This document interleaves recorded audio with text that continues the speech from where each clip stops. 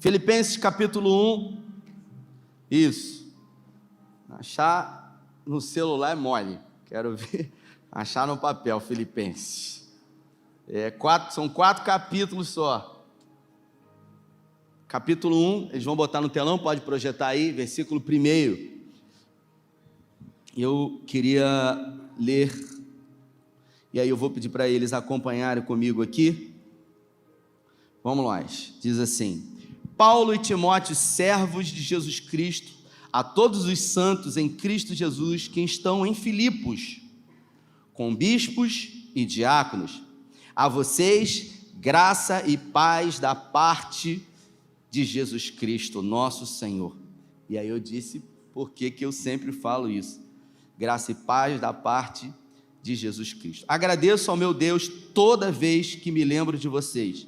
Em todas as minhas orações em favor de vocês, sempre oro com alegria, por causa da cooperação que vocês têm dado ao Evangelho desde o primeiro dia até agora. Estou convencido de que aquele que começou a boa obra em vocês vai completá-la até o dia de Cristo Jesus. É justo que eu assim me sinta a respeito de todos vocês, uma vez que tenho em meu coração, pois quer nas correntes que me prenderam, quer dependendo e confirmando o Evangelho, todos vocês participam comigo da graça de Deus. Deus é minha testemunha de como tenho saudade de todos vocês, com profunda afeição de Cristo Jesus. Esta é minha oração, que o amor de vocês aumente cada vez mais em conhecimento e em toda a percepção,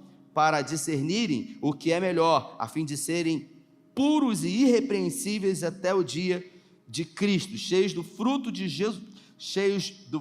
justiça, fruto que vem por meio de Jesus Cristo, para a glória e louvor de Deus. Se você pode, feche os seus olhos. Pai, essa é a tua palavra, e nessa noite pedimos que em graça o Senhor fale conosco, que o Senhor ministre aos nossos corações, que o Senhor tenha liberdade, porque nós estamos aqui para ouvir a tua voz. Nós temos absoluta certeza, Pai, que esse tempo aqui não é um tempo desperdiçado, porque a tua palavra é poderosa, porque a tua presença é importante para nós. Nós queremos dizer que nós estamos aqui para ouvir aquilo que o Senhor tem para falar conosco. Por isso, tenha liberdade em nome de Jesus. Para a gente entender esse contexto, é uma carta que Paulo escreveu a uma igreja, e essa carta é conhecida como a carta da alegria, que Paulo escreveu. Nós estamos aqui há 60 anos depois da morte de Jesus, e nós estamos também há 20 anos de ministérios do apóstolo Paulo. Lembrando que o apóstolo Paulo, ele era um judeu, e ele era um perseguidor da igreja de Jesus, ele perseguia a igreja. Então ele era alguém que cumpria a lei ao máximo, mas ele, obviamente, era um religioso. Algumas cartas dele trazem para nós a figura que ele era, como em algumas traduções diz, uma fera indomável. Ele pegava os cristãos reunidos em cavernas e ele arrancava os cristãos de lá, vazavam os olhos para que eles negassem a Jesus, porque ele achava que Jesus realmente não era o Filho de Deus. Até que no livro de Atos, no capítulo 9, numa viagem, ele tem um encontro com o Senhor. Ele ouve uma voz, um clarão, ele fica cego, montado num cavalo, e aquela voz diz: Saulo, Saulo, por que me persegues? E aí você imagina um perseguidor, uma pessoa cruel. Ele era cruel, ele aterrorizava, a fama dele era conhecida em muitos lugares. Então você imagina uma pessoa cruel, uma pessoa que havia feito mal a muita gente que servia a Deus. E agora Paulo se converteu. Saulo, o irmão, o perseguidor, se torna irmão, o irmão em Cristo. E aí você imagina, eu acho que está muita luz aqui no pessoal, estou vendo muito reflexo. Se puder diminuir um pouco essa luz, o pessoal está até pedindo aí, se puder botar na cena da pregação, porque está muita luz aqui no pessoal. Amém, gente? Tem alguém aí? Isso aí, pô. Dá um glória a Deus aí, gente. Valeu um glória, né? Isso aí, pô. Eu não consigo enxergar ninguém, eu estou vendo as pessoas aqui, falei, esse pessoal, né? O pessoal tudo assim de olho fechado, eu falei, é o pessoal que Deus vai fazer um milagre? Já fez, né?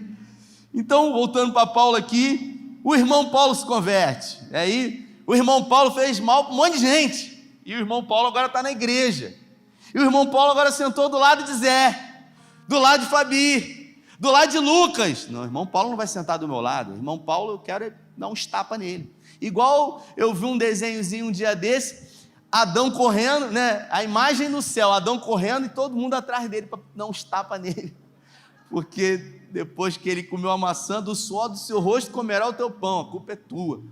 Então a gente acaba percebendo o que Paulo viveu, o que Paulo sofreu. A gente pode nominar quais foram os sentimentos que houveram no coração de Paulo, quais foram os sentimentos que houveram no coração das pessoas. O que as pessoas sentiram por Paulo? Fala aí, Galtinho, quem lembra? Raiva, mais o quê? Ódio, tá piorando, hein? Vamos lá, gente. Medo, claro. O pessoal ficou feliz ou triste? Não ficou feliz. Ué, mas o cara não se converteu? Mas nem sempre a gente fica feliz quando se converte, que a gente quer primeiro que sofra, né? E o irmão Paulo veio para a igreja e agora é alvo de preconceito, discriminação, não aceito. Ele viveu isso na pele, sim ou não? Muito. As pessoas receberam ele como irmão, sim ou não? Não. Então o cara viveu na pele. Os evangelhos mostram que Paulo, né, as cartas mostram que Paulo, logo que se converteu, ele recebeu muita resistência. Ainda tem luz, tá, gente? O pessoal da iluminação, ainda tem um pouco de luz aí, se puder diminuir bem, para não incomodar o pessoal. Ele recebeu muita hostilidade, mas isso não foi problema para ele. Por quê? Porque logo que ele se converteu, Tiago, ele foi levado para a Arábia e ele ficou 3 anos lá. Quantos aqui lembram quantos anos os discípulos de Jesus eles foram discipulados? Quantos anos, gente? Me ajuda a pregar aí, gente. 3 anos e meio, isso, 3 anos e meio. E o apóstolo Paulo, ele foi para a Arábia durante 3 anos, até a poeira baixar. E ele ficou 3 anos lá, sendo discipulado, sendo preparado. Ele já conhecia muito a palavra, muito a lei, mas ele se pegava demais à lei. Ele era um legalista, aquele cara que cumpre tudo à risca, sabe? E depois desses 3 anos e meio ele veio, e ele começou a pregar o evangelho. Ele chamou um irmão para fazer parceria com ele, para fazer viagens missionárias. Quem foi o primeiro? O primeiro irmão que foi com ele, quem lembra aí? Paulo e Silas. O pessoal fica com medo de falar, vou errar aqui, meu Deus.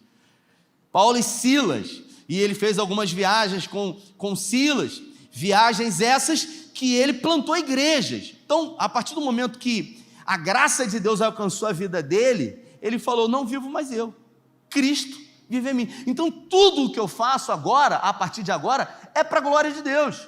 As pessoas começaram a hostilizar a vida dele e ele entendia, porque tinha um preço. Gálatas 6,7 diz que aquilo que o homem semear, certamente ele colherá. Então tem gente que está no mundo, tem gente que está aí fora, aí o cara se converte, vem para a igreja, o cara se rende a Cristo, aí de repente o cara diz assim, você já deve ter ouvido essa frase, pô cara, eu estava lá fora, a vida tranquila, eu vim para a igreja e começou a piorar as coisas para mim. Quem já ouviu isso? Porque o cara acha que veio para a igreja e agora vai ser tudo novo, mas o cara plantou um monte de porcaria.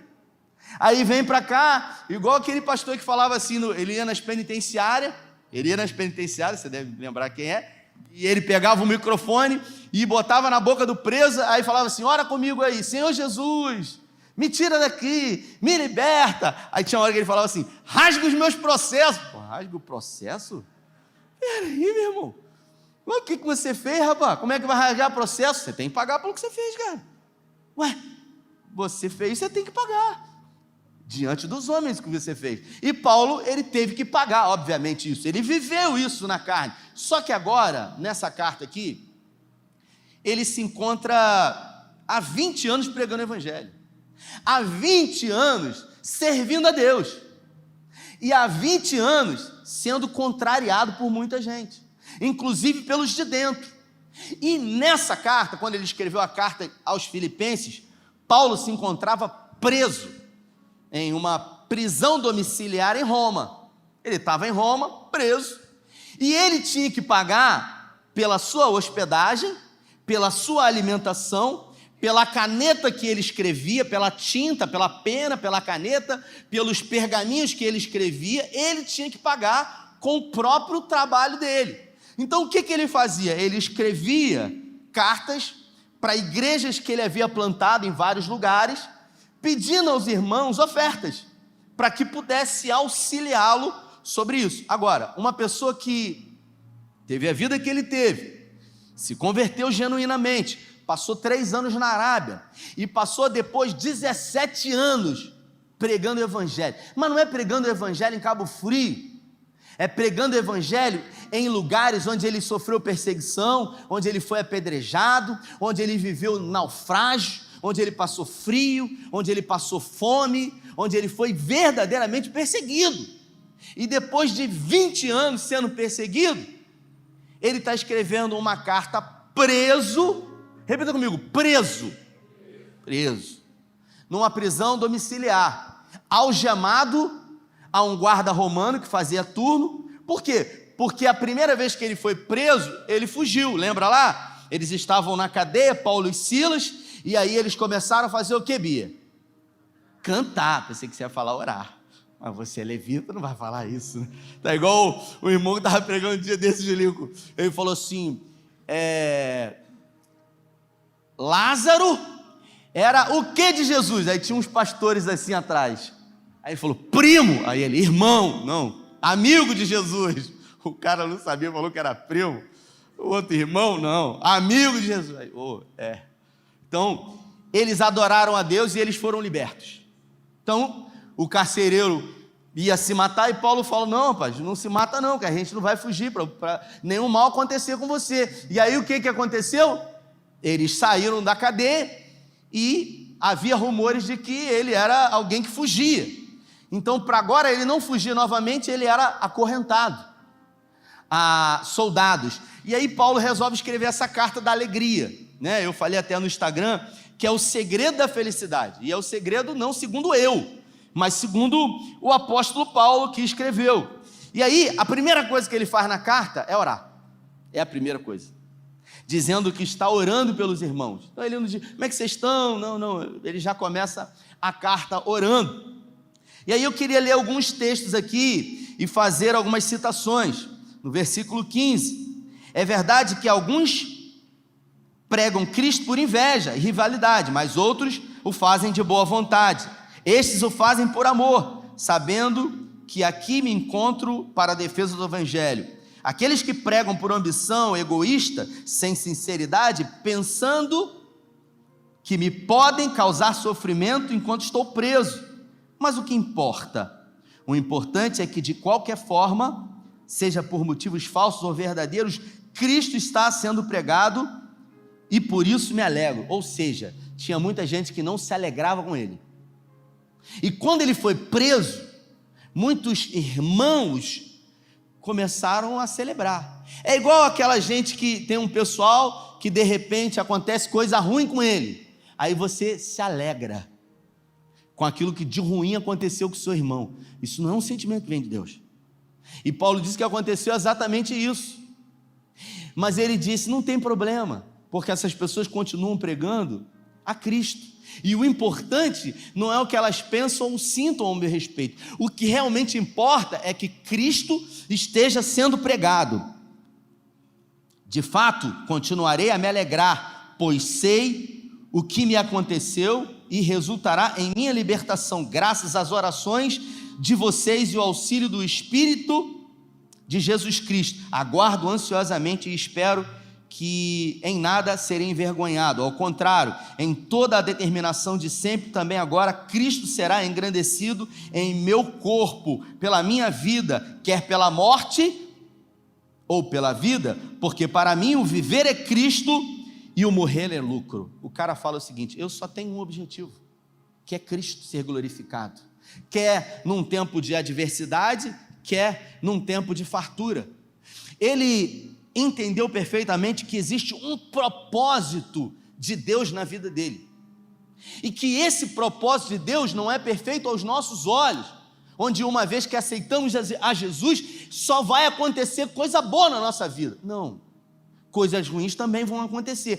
Agora, quando as coisas ruins acontecem na nossa vida, é que nós vamos revelar a Cristo. Ou você acha que você revela a Cristo quando você recebe um aumento no salário? Ou você acha que você revela a Cristo quando as bênçãos chegam para você? Você revela a Cristo é onde, gente? É aqui, ó. É quando você bota o papelzinho aqui, que você tem uma necessidade diante de Deus, é aqui que você revela Cristo. O seu comportamento, diante de uma porta fechada, diante de um diagnóstico, diante de uma situação que você não tem o controle sobre ela, é nesse momento que você revela Cristo, que as pessoas vão olhar para você e ver o seu comportamento, mesmo diante daquilo que já fugiu ao seu controle. E Paulo está preso, e aí, você sabe o que ele fazia enquanto ele estava preso? Ele, a cada turno, né, algumas correntes teológicas dizem, Galotinho, que os turnos eram de 4 horas, que os soldados romanos revezavam. O cara estava amarrado, algemado lá, então a cada 4 horas, um soldado romano trocava. E Paulo recebia visita de alguns irmãos. Paulo era um prisioneiro político. Qual era o motivo da sua prisão? Por que ele foi preso? A acusação: perturbador da ordem. Por quê?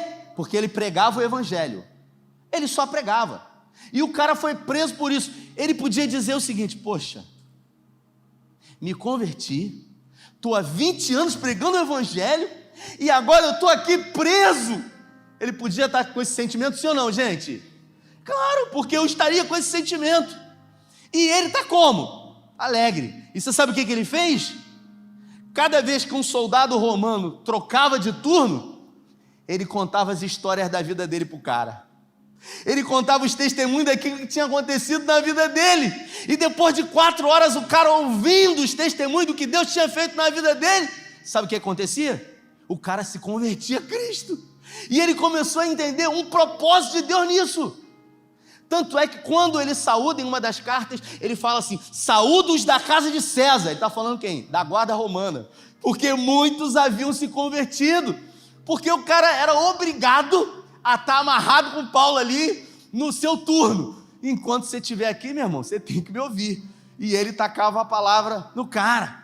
Ele contava aquilo que era da vida, a experiência. Falava com Laerte ainda há pouco. Às vezes, irmãos, a gente não precisa pregar Jesus, basta que a nossa vida possa refletir Cristo na vida das pessoas, que o nosso comportamento. Agora, para isso nós temos que entender que nós somos sal.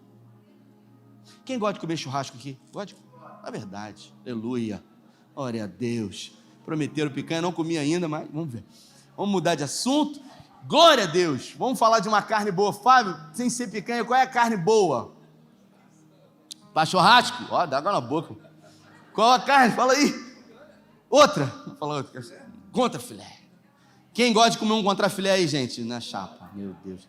Aí você pega aquele contrafilé, fala um nome aí de um contrafilé. Charneirinho, né? Hã? É, aquela bife de chouriço, né? É, meu Deus. Fala até em mistério. Aí, vamos lá. Zé, isso faz parte da pregação. Julio, segura aí. Você vai pegar aquele bife, 2 dedos, capa de gordura, churrasqueira tinindo, meu irmão. Aí você bota aquele barulho do céu. Meu Deus, coisa linda. 5 minutinhos de um lado, você vira, olha, ele está assim, ó. Esse cara aqui, se o Zé não pagar hoje para mim uma comissão, que tem gente, vai no Zé sair daqui. Aí você vira o lado, glória a Deus, está queimadinha, a gordurinha queimadinha daquele jeito. Ela está assim, Vamos lá, é sério. Aí você corta, eu ganhei um kit de churrasco da Casa das Tintas, meu Deus. Aí você corta assim, e aí você come sem botar sal, pensa. Vai estar gostosa? Meu Deus, horrível. Pensa num negócio indigesto. Pode estar macia. Se não tiver sal, vai estar o quê? Horrível. Mas quando você coloca o sal na carne, né? O sal, ele fica visível, a não ser que for aquele granulado, mas depois ele derrete, né? O sal, ele não é visível, ele não é perceptível a olho nu, mas ele está ali. E se ele não estiver ali, faz toda a diferença. Então pode ser a melhor carne do mundo, se não tiver sal, não presta. É assim. O cristão, ele não precisa nem estar ali de uma forma perceptível, mas ele tem que fazer a diferença. Aonde ele está, ele faz a diferença. É gente que você está conversando, um irmão falou isso comigo essa semana passada. Pô, eu cheguei num lugar, eu nem entendi, eu até me senti. Cheguei num lugar, os irmãos estavam conversando, rindo, Quando eu cheguei, eles pararam de conversar na hora. Eu falei, o que houve? Não, ficaram sem graça, porque o assunto era um assunto que esse irmão não participa. Então as pessoas automaticamente ficaram o quê? Constrangidas, porque a presença desse irmão fez o quê? Fez a diferença. Observe, são coisas sutis que a gente às vezes não se dá conta, e é exatamente o que Paulo fala. Nós somos sal, e o sal, ele faz sentido dentro do saleiro, gente? Não, ele só faz sentido aonde? Enquanto a filha, né? Na carne. É na carne. É aonde há corrupção, que o sal precisa fazer a diferença. É onde existe abundância de pecado, é ali que o sal faz a diferença. Da mesma forma a luz. Então nós fomos chamados para ser sal, para ser luz da terra. E Paulo, ele fala exatamente sobre isso. E aí eu vou pular para o capítulo 4, que é específico. Depois você puder ler em casa, esse texto é um texto muito rico. Eu marquei muita coisa para falar aqui. Ele fala aqui dos irmãos de César que estavam lá, mas eu quero me deter, capítulo 4, eles vão projetar no versículo 4, que ele diz assim: alegrem-se sempre no Senhor. O cara está preso, e o cara tem que pagar ainda pela moradia, pela comida e por tudo, o agasalho dele. Aí ele fala o seguinte, para quem está livre: alegrem-se. Tem gente que está livre e não está alegre. O cara está cerceado da liberdade. Ele fala nessa carta: eu estou preso, mas a palavra de Deus não pode ser aprisionada. Por quê? Porque a palavra de Deus tem sido pregada aos que vêm aqui e também vão para fora. É o turno. Chegou o momento, irmãos, que ele evangelizou quase toda a guarda romana. Propósito de Deus. Mesmo um cara preso. Só que ele entendeu, irmão, que mesmo ele não sabendo o que estava acontecendo na vida dele, ali poderia ser um lugar para que o propósito de Deus na vida dele pudesse ser continuado. É gente que quando está passando por um momento de dificuldade, luta, só tem um pensamento: se livrar logo disso.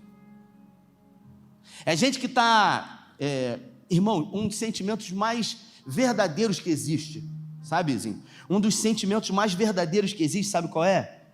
A angústia. Porque quem está angustiado não consegue fingir, meu irmão, não consegue mentir. Quem está angustiado, se tiver um aniversário, não vai, porque todo mundo vai perceber. Você não consegue ser quem você não é. E esse sentimento é um sentimento reflexivo, porque está fazendo você fazer uma autoanálise da sua vida, das suas questões. 80%, eu diria até mais do que isso, 90% das pessoas, os problemas delas, sabe qual é? Elas acham que a solução dos problemas delas é o quê? Dinheiro. 90%, 95%. Mas tem gente que tem muito dinheiro e continua tendo problema. Então, a solução é o dinheiro, sim ou não? Não. Só que a gente acha que é. E a gente vive em busca daquilo que a gente acha que é a solução do nosso problema. E aí Paulo, ele diz: alegre-se no Senhor. Novamente direi, alegre-se. Seja a amabilidade de vocês conhecida por todos. Perto está o Senhor. Aí ele fala: não andem ansiosos por coisa alguma, mas em tudo, pelas orações e súplicas, com ações de graças, apresentem os seus pedidos a Deus. Ele ensina que, orar é uma coisa, pedir é outra coisa e agradecer é outra coisa totalmente diferente. Tem gente que mistura tudo. Ele diz que orar é uma coisa. Orar. O que é orar? É falar com Deus. Então, orar não é pedir. Orar é conversar. Repita comigo. Oração é uma conversa. É isso. Tem gente que orar é pedir. Já começa a oração pedindo: Senhor, quero pedir, Senhor, você imagina, você é o pai. Você imagina se é um pai. Aí o Nicolas, toda vez que Zinho abre, que Nicolas abre a boca para pedir alguma coisa. Toda vez. Porque ele é uma criança. O Tito e Mirella, a gente senta para dar comida para eles, é uma petição. Ele pede água, aí eu tenho que dar comida para ele. Aí quando ele termina, eu dou comida para a Mirella. Aí ele pede água, ela pede suco, aí ele acaba de comer, ele quer o iogurte, aí depois ele quer a uva, e aí aquela petição, aí eu sento para comer, aí ele vai, pede uma coisa, pede outra. Aí teve um dia que eu falei, peraí que o escravo já vai, pô. Falei para ele, deixa só o escravo comer aqui, pelo menos. Porque a gente se sente assim, cara, não é? Mas é uma fase, é um momento. Agora você imagina você ter um filho que toda vez que te encontra, ele te pede alguma coisa. Ou pede a chave do carro, ou pede dinheiro, ou pede favor, ou pede isso, ou pede aquilo. Uma hora você vai chegar e falar assim: pô, meu irmão, eu não sou um pai, eu sou uma carteira para você. Não é possível, cara. Você olha para mim, você só quer me sugar. Não existe esse tipo de relação, onde você só está para atender a necessidade do outro. E quantos nós somos assim com o Senhor? Que a gente não tem um relacionamento. Oração é relacionamento. É uma fala. Você ora, você fala com Deus. E que momento que ele fala, Rafael? Meu Deus, fala Deus. Quando você lê a palavra. Mas eu não leio, então Deus não fala comigo. Não, eu vou no profeta, porque é melhor. A gente quer facilidade. Porque a gente quer um canal direto. A gente quer o eis que te digo. E te digo que está ali, meu irmão, está aqui. Só que a gente quer o fácil. E aí a gente corre o risco de ouvir aquilo que Deus não está falando. Porque eu conheço pessoas que se encontram presas numa palavra de um pseudo homem ou mulher de Deus que disseram para alguém, no momento que essa pessoa pegou isso para ela e disse: olha, tem uma palavra sobre a minha vida, e a pessoa vive anos e anos na expectativa do cumprimento de uma palavra que Deus não falou, e isso é muito perigoso. Por quê? Porque a gente quer ouvir às vezes Deus no lugar errado, porque a maior revelação é a palavra de Deus. Agora, se eu não tenho tempo para me dedicar e ouvir a voz de Deus, aí fica difícil, porque não é um relacionamento, é um monólogo, onde só eu falo, só eu reclamo, só eu murmuro, só eu questiono. Isso não é um relacionamento. Então ele diz: orar é uma coisa, oração. Aí ele diz: petições, em tudo estejam as suas orações diante de Deus, com petições, com súplicas e ações de graças, agradecimento. Então Paulo está dizendo que a gente tem que orar, falar com Deus, a gente tem que pedir, mas a gente também tem que agradecer. Aí a gente avalia como tem sido a nossa oração. Se na minha oração eu estou só pedindo, ou se eu estou só agradecendo, ou se eu estou só reclamando com ele. Não, tem que ter um equilíbrio, irmão. Porque se você só pede, que tipo de relacionamento é esse? Deus era galardoador daqueles que o buscam, mas Deus, ele quer de nós um relacionamento. É muito mais do que um gênio de uma lâmpada.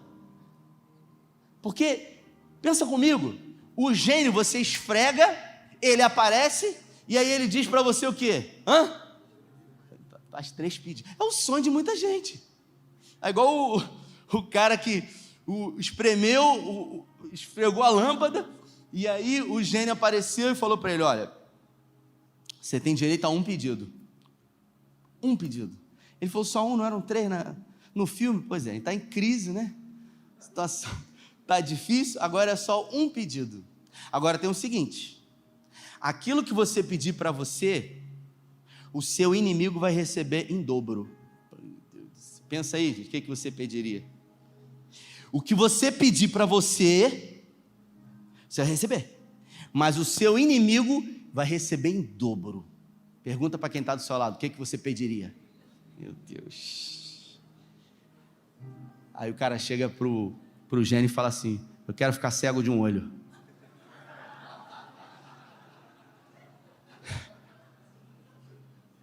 Acredita nisso? Tem gente que é assim. Dentro da igreja.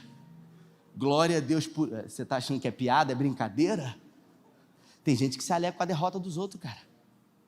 Tem gente que celebra por dentro. E quem conhece, ô Glautinho, o nosso coração é quem? É Deus. E Paulo está dizendo para a gente aqui, meu irmão, alegre-se no Senhor. O cara está preso. Está dizendo, alegre-se. Quando eles sobem, é para dizer para mim, ó, você não tem mais tempo. Eu fico fazendo graça antes, em vez de pregar primeiro. Aí ele fala o seguinte: não andem ansiosos por coisa alguma. Aí você fala assim para mim, repete comigo assim: falar é fácil. Meu Deus, como é que eu não vou andar ansioso, né? Você não está na minha pele. Você não sabe o que eu estou passando. Aquele 48 fica me ligando direto. Da onde isso, gente? Né? Vira e mexe, está com o irmão, aí toca o telefone, o irmão não deixa nem você ver, né? É o Santander. Já estava essas histórias. Tinha um pastor aqui, tinha um irmão aqui na porta da igreja, uns anos atrás isso. Aí o pastor estava na porta da igreja, aí o irmão chegou, aí o pastor falou com ele assim: ô irmão, o pastor brincando com o irmão: ô irmão, você tem que resolver isso, cara. Aquele cara veio aqui atrás de você, te cobrando. Aí, brincando com o irmão, cara, o pastor fez isso. Aí o irmão falou: só se for o cara da oficina. Caraca! Isso, cara. O pastor brincando com o irmão, jogou um verde, colheu podre, né? Isso, cara. Vamos lá. Aí ele fala: não andem ansiosos por coisa alguma, mas em tudo, pelas orações e súplicas com ações de graças, apresentem seus pedidos a Deus, e a paz de Deus, que excede todo entendimento, guardará o vosso coração. Quando você tem um relacionamento com Deus, você está vivendo pressões no seu trabalho, Fábio, você está angustiado, você está aflito, Paulo diz que você tem que colocar isso diante de Deus, você tem que falar com Ele. Não adianta você falar com quem não vai resolver, não adianta você compartilhar com gente que vai dizer para você assim: pior coisa que existe, eu te avisei. E tem uns que são piores ainda, que fala bem feito ainda. Esses são macumbeiros, posso falar, não é?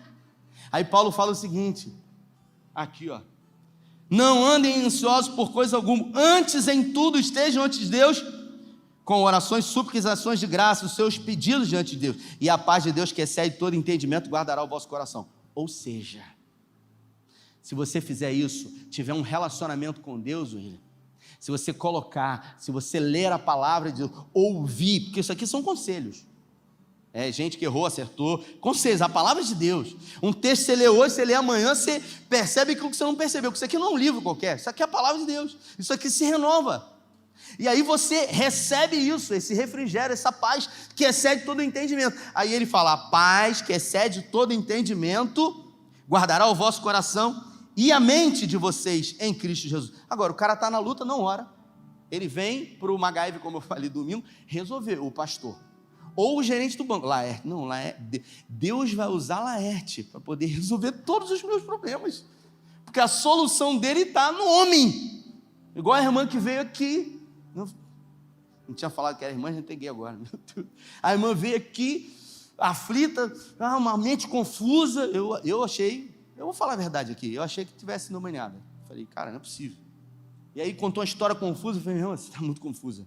Entre um culto e outro, eu falei: irmão, eu vou falar uma coisa para você está muito confusa, uma história não tem pé, não tem cabeça, não tem nada, mas eu vou te falar uma coisa, tudo que você precisa é entregar a sua vida para Jesus. Porque ela chegou falando assim: pastor, é caso de vida ou morte, só o senhor pode resolver. Eu falei: só eu? Eu resolvo o quê, gente? Eu mal resolvo os negócios lá em casa? Vou resolver problema dos outros? Pelo amor de Deus. O que você faz então no atendimento? Eu ouço as pessoas, porque as pessoas elas não são ouvidas mais. Ninguém tem capacidade de escuta. Você fala com uma pessoa, qualquer coisa, A pessoa não está te ouvindo, ela está esperando um momento para poder ela falar alguma coisa. Ela está interrompendo você para falar alguma coisa. E quando não são aquelas pessoas que ficam concorrendo com as lutas, né? Igual a ilustração, duas pessoas discutem, pô, eu estou com uma úlcera. Eu também, a sua sangra, né? Ou seja, é uma competição, é um pior do que o outro. A minha eu sinto isso, a minha eu sinto aquilo. Então as pessoas elas não têm mais escuta. Aí vem no atendimento aqui, 40 minutos, a pessoa só despeja, fala. Aí no final, pastor, vou orar por você. Aí o pastor ora, pastor, graças a Deus, que palavra abençoada. Estou saindo aqui tão mais leve. Por quê? Porque ninguém escuta mais, irmão. Porque as pessoas não colocam diante de Deus. Porque as pessoas não têm mais uma vida de oração. Hoje, Tito foi para o meio da cama, né? Aquela coisa, né? A gente dorme embolado lá mesmo. Diz que é certo, diz que é errado, cada um cria o seu filho como quer, não é isso? Depois não reclama com ninguém. Aí veio para o meio e ficou lá. O irmão falou para mim, rapaz, não faz isso. Tem 3 anos, não vai querer sair. Eu falei, quando ficar adolescente, sai mesmo. Fica tranquilo. Eu não, sai ou não sai? Uma hora sai. Vai ficar ali. Então, esperei 10 anos, deixa eu ficar agora mesmo. O seu você cria do jeito que você quiser, longe, no quarto, distante, não é seu. Quando estiver ali, eu estou ali. E aí, fez xixi na cama. Falei, porra, que doideira. Aí levantei aquela coisa, 3 horas da manhã. Aí levantei, troquei fralda, botei uma toalha, aquela coisa toda, aquele processo todo, botei um colchonete do lado, eu dormi aqui, 3 horas da manhã, 3 e pouca da manhã, deitei, fechei o olho, falei, sono vem, cadê que ele vem? Meu Deus, aí vira para um lado, aí vira para o outro, falei, meu Deus, aí está aqui, de repente aí entra, sabe, na cama ali, no colchão, entra uma conta de luz, não tem nada a ver, cara, a cabeça. Falei, o que essa conta de luz está fazendo aqui? Não, porque tem que pagar a conta, tem que fazer isso, tem que fazer aquilo. Falei, rapaz, que doideira. Falei, pô, já que estou acordado aqui mesmo, vou fazer o quê? Vou ficar no Instagram? Não, pô. É que estou acordado aqui mesmo, tem menos fila, vou orar, né? Vou falar com Deus. Está menos congestionado, está sem fila. Bem que no Japão o pessoal essa hora está orando lá. Mas... Então, falei, vou orar. Vou falar com Deus. E aí está ali mesmo, se orar. Pô, cara, sabe por quê? Eu não consigo ler a Bíblia porque me dá sono. Então, quando tiver insônia, você lê a Bíblia. Pô, mas aí é ruim. Então, a desculpa, a gente não quer, é a solução. A gente não quer fazer o que tem que ser feito. E aí, eu comecei a orar de madrugada. Aí, oro por um, oro por outro. De vez em quando, boto a mão no telefone. É tática minha. Cada um ora do jeito que quer. Não é verdade? Então, é o meu jeito de orar, Lucas. Aí eu pego o telefone, Senhor, abençoa todos esses contatos aqui. Eu estou orando por você. Não estou, gente? Senhor, eu quero abençoar, pedir que a tua mão esteja sobre eles e tal. Tem um pastor que ele ora por mim todo dia. Todo dia o cara ora por mim. Mas não é brincadeira não, o cara ora por mim todo dia. Todo dia o cara, todo dia. 3 horas da manhã, 5 horas da manhã, às vezes 6 horas da manhã, às vezes 7 horas. Primeira vez que ele mandou essa oração, quando ele começou a orar por mim, eu fiquei feliz. Porque ele manda um áudio. Quando ele salvou o meu telefone, o que ele fez? Ele falou, botou assim, pastor Rafael, aí do lado ele botou Carla, que ele conheceu a minha esposa, aí do lado ele botou assim, Tito, e aí depois Mirela, ele botou Mirela. Provavelmente ele fez isso, tomara que ele não ouça essa mensagem, porque ele não vai saber o nome de todo mundo.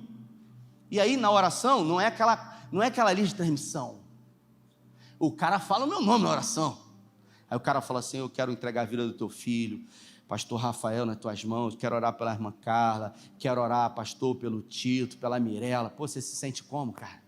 Feliz, né? Aí no outro dia eu todo feliz, poxa, pastor, obrigado. Glória a Deus pela sua vida. Pô, eu me sinto feliz, pastor. Glória a Deus, pastor. Aí você que ele falou para mim? Nada. Aí no outro dia, o cara orou de novo. Aí eu, glória a Deus, pastor, obrigado. Eu gravei um áudio para ele. Glória a Deus, pastor, pela sua vida. Aí você que ele respondeu? Nada. Aí no outro dia, eu ouço a mensagem do cara de novo. Aí eu mandei uma mãozinha para ele assim. Eu estou falando verdade, irmão. Eu podia estar fazendo, eu podia repetir, vou fazer igual ele, orar pelos irmãos. Eu sou sincero, irmão. O cara falou assim, rapaz, você fala uma doideira. Eu sou sincero. Eu oro por você assim, Senhor. Está no celular aqui. Pastor, eu não te conheço, não tenho o seu número. Eu vou orar pelo Instagram agora. Você me segue lá, meu irmão, esses seguidores aqui. E aí, manda atenção um pedacinho, gente. Mandei mãozinha. Valdir Brasil. Mandei mãozinha. Aí no outro dia, não respondeu nada. Mandei as duas esticadas assim. Aí chega uma hora, eu falei, meu irmão, é saber, cara. Tem hora, tem momento, tem dia que eu nem escuto mais a oração dele. É verdade, estou falando a verdade. Eu não escuto, não respondo, não falo nada, mas o cara continua orando, porque o compromisso dele é com quem? É com Deus, meu irmão. Agora, quando você ora pelos outros esperando alguma coisa em troca, isso é prostituição, pô. Você está sempre querendo alguma coisa. Meu irmão, ele não está nem aí para aquilo que vem como recompensa. A recompensa vem do alto, porque é o Senhor que recompensa. É o que Paulo está dizendo para a gente aqui, irmãos. A gente tem que fazer não para homens, mas para Deus, porque Deus sabe, Deus vê, Deus conhece. Aí ele fala, ou seja, e a paz que excede todo entendimento guardará o coração e a mente de vocês em Cristo Jesus. E a mente? Aí ele diz, os pensamentos. Finalmente, irmãos, tudo que é puro, verdadeiro, nobre, tudo que for correto, tudo que for amável, tudo que for de boa fama, se houver algo de excelente e digno de louvor, pensai nessas coisas, ponham em prática tudo o que vocês aprenderam e receberam e ouviram e viram em mim, e o Deus de paz estará com vocês. Aí ele diz o seguinte, eu vou caminhar para o final, os irmãos já estão ansiosos aqui. Alegrem-se grandemente no Senhor, porque finalmente vocês... Alegro-me grandemente no Senhor, porque vocês finalmente renovaram o seu interesse por mim. Olha só o que ele fala, de fato vocês já se interessaram, mas não tive a oportunidade de demonstrar. O que aconteceu? O cara plantou igreja em um monte de lugar, 80% sobre vida cristã que a gente conhece porque Paulo escreveu. Então o cara fez na vida de um monte de gente, só que não foi todo mundo que fez na vida dele, foram pouquíssimas pessoas que fizeram, mas ele diz que se alegra, porque Deus levantou pessoas para abençoar a vida dele. Poxa, ele abençoou a vida de tanta gente que poderia abençoar ele, mas teve algumas pessoas que Deus levantou, porque Deus sempre usa pessoas. Repita comigo, Deus usa pessoas. E aí ele diz o seguinte, não estou dizendo isso para demonstrá-lo, não estou dizendo isso porque esteja necessitado, porque esses irmãos aqui, eles juntaram dinheiro para mandar uma oferta para ele. Só que você imagina um preso político, Glautinho, um cara que não é bem quisto em lugar nenhum, o cara está preso, e aí os irmãos falaram assim, vamos mandar uma oferta para Paulo, o cara está preso, beleza, vamos mandar uma oferta, mas quem que vai levar para ele? Porque se alguém se levantar para levar para Paulo, vai ser bem quisto? Sim ou não? Não. Só que a Bíblia fala que um cara, ele falou, eu vou levar. Epafrodito o nome do cara, Epafrodito. Ele falou, eu levo. E ele correu risco, e ele quase morreu, porque foi levar sua oferta para Paulo. Mas ele decidiu levar. Ele falou, não, deixa que eu levo. E aí ele diz o seguinte, sei o que é passar, né? Paulo fala, não estou dizendo isso porque esteja necessitado, porque aprendi a adaptar-me a toda e qualquer circunstância. Aí ele fala, sei o que é passar necessidade e sei o que é ter fartura. Aprendi o segredo de viver contente, ou em algumas traduções, da felicidade. Seja com fome, seja com muito, ou passando necessidade. Aí ele diz o que todo mundo gosta de botar no carro. Posso todas as coisas naquele que... Isso. Apesar disso, vocês fizeram bem em participar das minhas tribulações. Aí ele fala agora.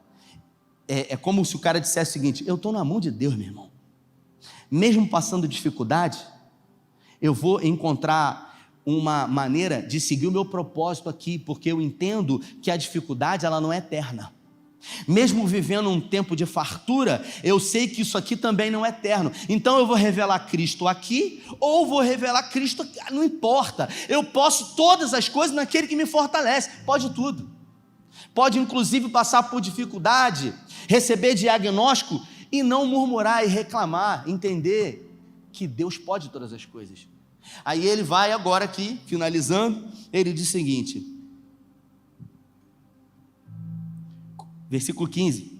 Como vocês sabem, filipenses, nos meus primeiros dias de evangelho, quando parti da Macedônia, nenhuma igreja participou comigo no que se refere a dar e receber, exceto vocês. Ou seja, só vocês que contribuíram na minha vida, pois estando eu em Tessalônica, vocês me mandaram ajuda, não apenas uma vez, mas duas, quando tive necessidade. Não que eu esteja procurando ofertas. Ele não estava querendo se aproveitar de ninguém, gente. O cara estava preso e o cara morreu. Porque depois disso aqui foi sentenciado e morreu. Foi para o cepo, ficou um tempo na masmorra, não mais naquela prisão, e o cara morreu, meu irmão. Escreveu algumas outras cartas, como 1 Timóteo e 2 Timóteo. E aí o cara fala, combati o bom combate, acabei a carreira, guardei a fé. Só que ele está dizendo que, olha, eu não estou pedindo oferta, eu estou sendo grato a vocês. Eu estou dizendo obrigado, foi importante o que vocês fizeram na minha vida, fez diferença. Peraí, mas eu ajudei tanta gente. Você acha que todo mundo que você vai ajudar vai ser grato a você? Não vai. Mas algumas poucas pessoas que você ajudar, sempre vão lembrar disso. Eu me lembro que eu tinha saído da Boi Bom, eu acho que já tinha alguns anos. Aí o Fábio chegou para mim e falou assim para mim: pô, rapaz, o Hugo caiu de moto. O Hugo é o dono da Boi Bom. Eu falei: é mesmo, cara? É. Eu falei: cara, eu queria ir lá com você para visitar ele. Vamos lá. Aí a gente foi lá. Aí peguei Fabão, fomos lá. Quando eu entrei lá na casa, um monte de parafuso na perna dele, sentado lá na sala. Eu falei: e aí, Hugo, tudo bem? Ele: ô, Rafael, como é que você está? Eu falei: cara, eu vim aqui orar por você. Eu não preciso de emprego na Boi Bom, não tem mais nada na minha vida. Agora, o cara fez na minha vida no momento. E ele estava passando um momento delicado, fratura exposta. Só que eu senti o desejo de ir lá orar pelo cara. E aí eu cheguei lá, eu falei: cara, eu vim aqui orar por você. Pô, fiquei sabendo, cara, queria orar. Eu orei por ele e tal. Ele se sentiu constrangido. Por quê? Porque é um cara, tem uma situação. Agora, quantos fizeram isso? Quantos? Eu acho que nenhum. E aí ele ficou tão constrangido porque provavelmente não está acostumado com isso. Aí ele chegou para mim e falou assim: pô, Rafael, se você quiser voltar, cara, eu arrumo um lugar para você lá. Eu falei: não, eu não estou no concorrente, foi Deus que me chamou, e com Deus ninguém ganha mesmo. Não tem como. Aí ele falou: não, eu queria dizer para você, cara, pô, o dia que você quiser, a porta está aberta. Eu falei: eu agradeço por isso. Mas ele ficou tão constrangido que ele queria fazer alguma coisa por mim, porque eu fui um dos poucos que fui lá fazer por ele. Você entende o poder da gratidão? Por isso que a Bíblia fala que a vontade de Deus é que eu e você possamos ser gratos a Ele pelo que Ele faz. E aí Paulo avança aqui, estou terminando, gente.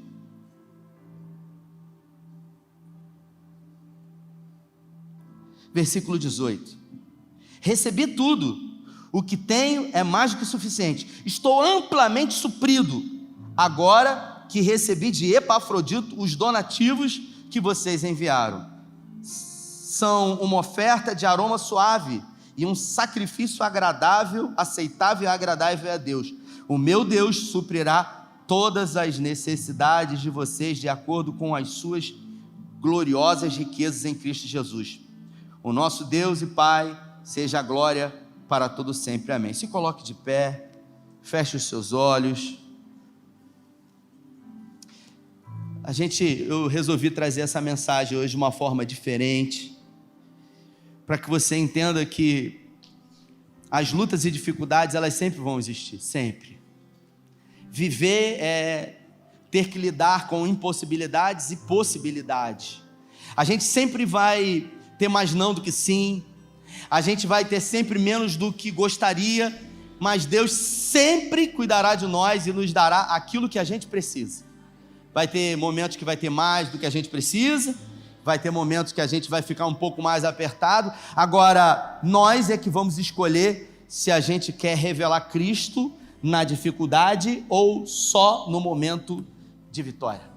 Porque, às vezes, as pessoas do seu lado, elas estão olhando o Cristo que está dentro de você e você sequer entendeu isso. Eu vou citar esse exemplo quando eu fui lá para ficar mais didático para você. Eu tenho absoluta certeza que quando a gente saiu da casa dele, ele ficou pensando, por que esse cara veio aqui, cara? Por que esse cara veio aqui? Ninguém faz isso por ninguém de graça. Porque no mundo, todo mundo quer o quê? Interesse, pô. Aí o cara falou assim, não é possível, cara. E em algum momento o cara assim, vou lá na igreja, cara, não é possível, né? Deve ter alguma coisa. Aí o cara vem, o evangelho é pregado. É simples e é poderoso. Mas muda o mundo, muda a vida das pessoas. Porque o evangelho é transformador. Os homens, eles passam. Tudo passa. Mas a palavra de Deus, ela permanece para sempre. E o que a gente tem que fazer? A gente tem que viver uma vida pautada aonde? Na palavra, irmãos. É porque a palavra, porque isso aqui é imutável. Isso aqui não sofre sombra de variação. Agora, quando eu pauto a minha vida a governos de homens, vão me decepcionar. Porque mudou, é fulano. Meu irmão, pode ser o governo que for, cara. A minha dependência não é de homem, é de Deus. De verdade. Temos opiniões, uns e outros, não existe curral eleitoral, cada um faz o que quer da sua vida. Agora, preste atenção no que eu vou falar, a dependência é de Deus, é de Deus, é dele, porque dele, por meio dele e para ele, são todas as coisas. Agora, se diante de qualquer coisa você se melinda, eu não quero, então meu irmão, a sua fé não está em Cristo, a sua fé está no homem, e quando a fé está no homem, em algum momento, cara, seus pés vão vacilar. Agora, se a sua fé estiver em Cristo Jesus, você pode estar no precipício assim, ó. Você pode ter certeza do que eu vou falar. Você vai botar o pé e o mar vai se abrir, ou a superfície vai aparecer. É isso. Porque o povo estava lá, vou pegar para a gente cantar essa música, o povo estava lá diante do Mar Vermelho. E aí eles iam atravessar, e aí o que aconteceu? Moisés olhou para trás, os egípcios vindo. E os egípcios vindo. Aí ele foi e falou, meu Deus, o que a gente vai fazer? Não tem saída aqui. O Mar Vermelho ali. Aí ele olhou para cima. Por quê? Porque é de lá que vem o socorro. Então, você tem que olhar para onde vem o socorro. Se o socorro vem de onde? Vem do homem? Então olha para Laerte. Vem do pastor? Então olha para mim. Não vou arrumar nada para você. Você estava perdido. Perdido. Agora, quando você olha para Cristo, Ele é a solução, Ele é a saída. Aí ele olhou, aí Deus falou o seguinte aí para ele: Moisés, diga ao povo que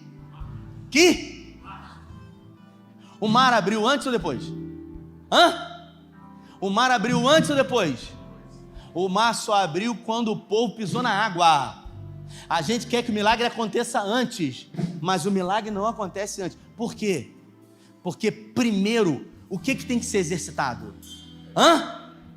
Repita, fé. E a fé só faz sentido ser exercitada na impossibilidade. Ter fé quando o que você precisa já chegou, não é fé, pô.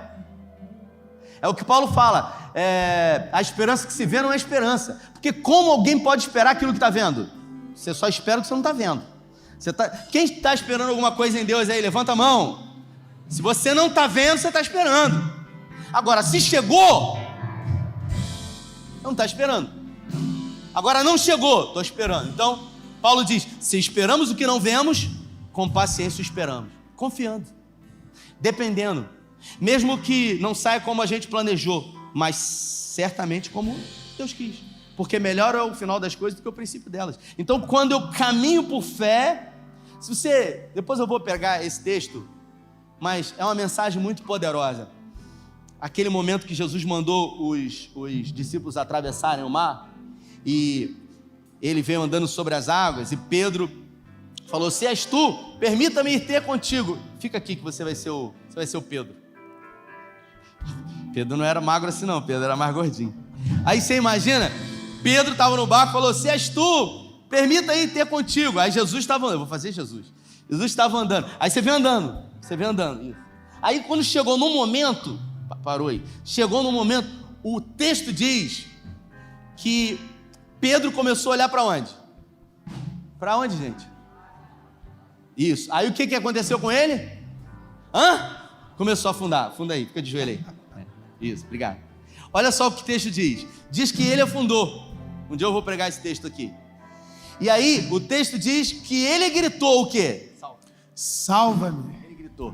Aí o texto diz assim, imediatamente Jesus erguendo o quê? As mãos. Peraí. Pode ficar aí. O texto diz que imediatamente Jesus erguendo as mãos. Imediatamente. Isso quer dizer que eles estavam bem o quê? Estavam bem próximos. O cara estava perto de Jesus. Jesus, obrigado, estava perto do cara e o cara teve medo. Você acha que Jesus estando perto da gente, a gente não vai temer? Mas é nesse momento que a gente tem que confiar. Por isso a gente não pode tirar os olhos dele. Paulo morreu, mas o legado dele permanece vivo. Hoje, nós estamos falando sobre a história de um cara que deixou um legado. E qual é o seu legado? Qual é a sua história? Ou você acha que o currículo dele foi porque ele só teve sombra e água fresca? Não. Foi porque ele viveu uma vida de privações e impossibilidade. Mas isso fez com que a fé triunfasse. Porque a fé é a resposta para a palavra de Deus. Repita comigo, a fé é a resposta para a palavra de Deus. Vou citar um exemplo, Lucas. Deus disse para Abraão: sai da tua terra, a palavra de Deus, sai da tua terra, do meio da tua parentela e vá para uma terra que eu te mostrarei. Qual foi a resposta para a palavra de Deus? A fé. Abraão saiu. Foi a fé. Ele sabia o que ia acontecer? Não, mas ele acreditou. A fé é a resposta para a palavra de Deus. Então, se você tem uma palavra de Deus, a resposta tem que ser fé. Confiar, avançar. Feche os seus olhos. Nós vamos orar. Se você tem realmente uma necessidade, se você tem algo, se essa palavra falou com você, que você precisa que Deus atue diretamente na sua vida, eu não sei o que é, mas o que eu sei é que Ele é poderoso para mudar a situação, para reverter quadro, até mesmo diante de impossibilidade. Mesmo no seu lugar, estamos todos de olhos fechados, queria que você levantasse uma de suas mãos. Eu posso não ver, o irmão que está do seu lado, que está de olho fechado, não vê, mas o Deus da sua vida, Ele vê, Ele conhece, Ele sabe. É no Teu nome, Senhor, que homens e mulheres estão de braços erguidos aqui, colocando diante do Senhor petições, necessidades, angústias, adversidades, medos, e nós queremos pedir que no nome de Jesus, o Senhor contemple as orações dos Teus filhos, que toda ansiedade possa ser substituída pela confiança e fé, todo medo possa dar lugar à coragem, que tão somente possamos confiar e depender de Ti, porque o Senhor é o Deus das nossas vidas. O Senhor mesmo, ontem, hoje e eternamente, foi o mesmo na vida de Paulo, na vida de todos os heróis da fé, e é o mesmo hoje nas nossas vidas. Nós queremos ser resposta para a palavra do Senhor, através da fé, através de uma atitude corajosa em direção a uma palavra, porque o Senhor não mente, o Senhor não muda, o Senhor não falha. Pai, nós pedimos pela nossa casa, pelos nossos filhos, pela nossa família, por aquilo que fazemos em prol do nosso sustento, que o Senhor nos abençoe, que o Senhor nos guarde, que o Senhor nos esconda debaixo das Tuas asas, que o Senhor nos torne invisíveis aos olhos dos inimigos. Mas se a tempestade vier, Pai, que os nossos olhos possam estar tão somente em Ti, que a adversidade, quando bater na nossa porta, nós possamos revelar Cristo a tempo e fora de tempo. Essa é a nossa oração, pedindo que ainda nesse resto de semana o Senhor nos surpreenda. É o que oramos em nome do Pai, em nome do Filho e em nome do Espírito Santo. Se você crê, dê a melhor salva de palmas. Desculpe o horário. Deus abençoe você. Valeu!